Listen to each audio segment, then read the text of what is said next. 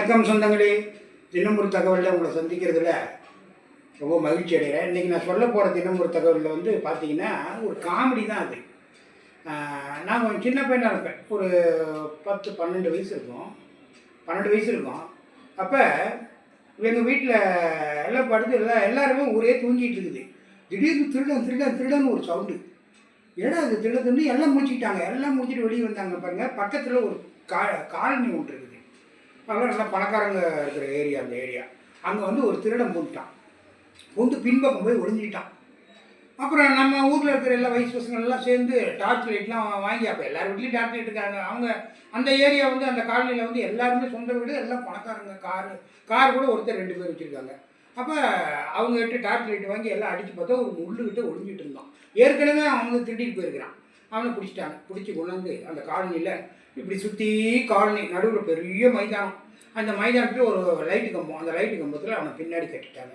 கட்டி எல்லோரும் அதான் வரவங்க போகிறவங்களாம் அடிப்பாங்களே, இல்லை வரவங்க போகிறவங்களாம் அடித்து எந்த ஊர் அடிக்கி என்னன்னு எல்லாம் விசாரிச்சிருக்காங்க. அப்புறம் நாங்கள் இங்கேருந்து எங்கள் அம்மாவை கூட்டிகிட்டு எங்கள் அம்மா நாங்கள் எல்லாருமே போய் அப்போல்லாம் இந்த மாதிரி ஒருத்தவங்களும் ஊரே முடிச்சுட்டு எல்லாம் போய் பார்ப்போம். எல்லாம் போய் பார்த்தாங்க. எல்லாம் பார்த்தா அடிச்சுட்டு இருக்கிறாங்க. நானும் வந்து அப்படியே பார்த்துட்டு இருக்கிறேன். இவ்வளோ பெருசு தான் இருப்பேன். நானும் அப்படியே பார்த்துக்கிட்டே இருக்கிறேன். பார்த்துட்டு அப்புறம் எல்லாம் ரொம்ப நேரம் வேடிக்கை பார்த்துட்டு இருந்தாங்க. அதாவது அவங்கவுங்க ஒரு கதையை பேசுவாங்கல்ல, அன்றைக்கி அங்கே திருட்டு போச்சு, அதுவும் இவனாக தான் இருக்கும், அப்படி இப்படிலாம் பேசிக்கிட்டாங்க.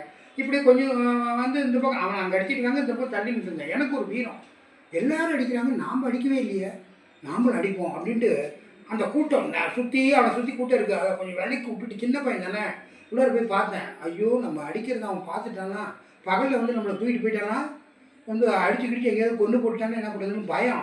அதனால் மூஞ்சி அப்படி திருப்பிக்கிட்டு அந்த கூட்டத்தில் கையை மட்டும் விட்டு அவனை பிடிச்சி இப்படி லைட்டாக கிள்ளுறேன். 2 கிள்ளிவிட்டு வந்துட்டேன் எங்கள் அம்மாட்ட. திருப்பி எங்கள் அம்மாட்ட வந்துட்டேன். அப்பா எல்லோரும் அடித்தாங்க, நம்மளும் அடிச்சிட்டோம் அப்படின்னு ஒரு வீரன் அப்படிங்கிற மாதிரி மனசில் நினச்சிக்கிட்டேன். இதை நினச்சி எனக்கு இப்போ இந்த வயசில் கூட எனக்கு சிரிப்பாக வருதுங்க. இதை உங்கள்கிட்ட பகிர்ந்துங்கிறதுக்காக தான் இதை சொன்னேன். இது ஒரு சாதாரண மேட்டர் தான். பட் இருந்தாலும் அந்த வயசில் அந்த இதில் எனக்கு ஏற்பட்ட அந்த உணர்ச்சியை உங்கள்கிட்ட சொன்னேன். நாளைக்கு வேறு ஒரு தினம் ஒரு தகவல் உங்களை சந்திக்கிறேன். பாய்.